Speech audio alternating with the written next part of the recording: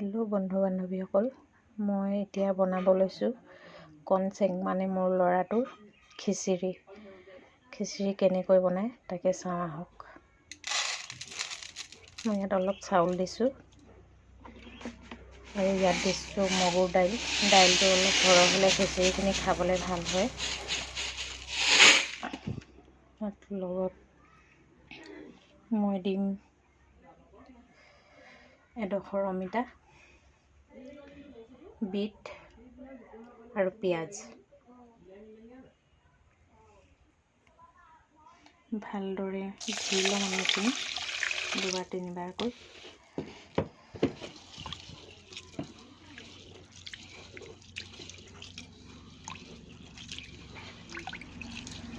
যিহেতু আজিকালি দালি চাউলত প্ৰায় কেমিকেল দিয়া থাকে, পোকে নধৰিবলৈ, সোনকালে নষ্ট নহ'বলৈ ভালদৰে 2-3বাৰকৈ ধুই ল'ম।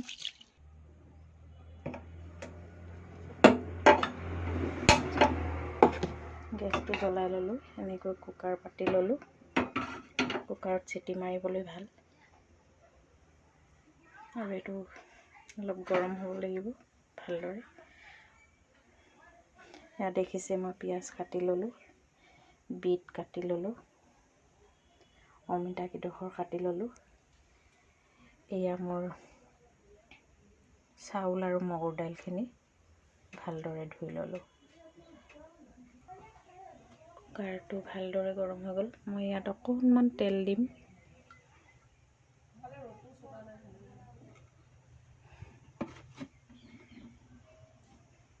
তেলখিনি অলপ গৰম হ'বলৈ দিম।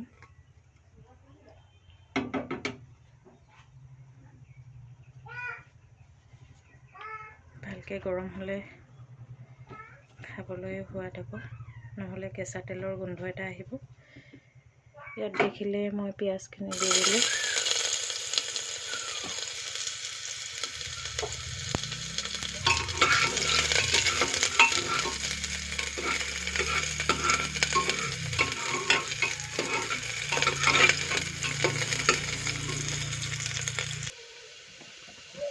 অমিতা কেইডোখৰ দি দিম।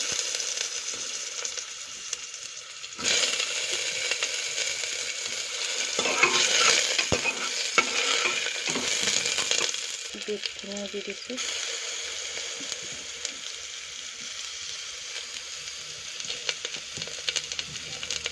দাইল আৰু চাউলখিনি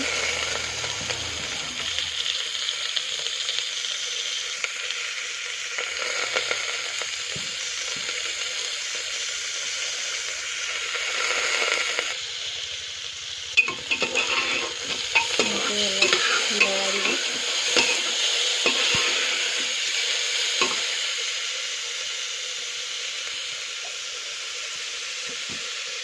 অকণমান নিমখ দিছোঁ।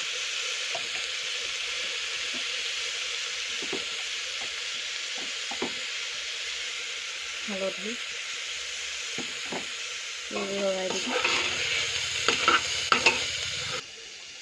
বিট দিলে খিচিৰিখিনি দেখিবলৈও ধুনীয়া হয় আৰু খাবলৈও ভাল, আৰু বিটটো এনেও তেজৰ কাৰণে ভাল। মই ইয়াত পানী দি দিম এতিয়া।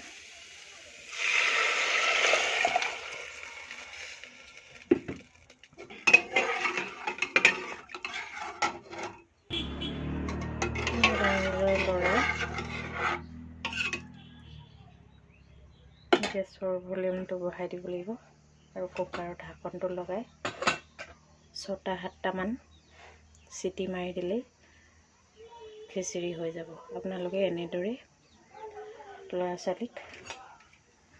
নিজৰ ল'ৰা ছোৱালীক খুৱাব পাৰিব।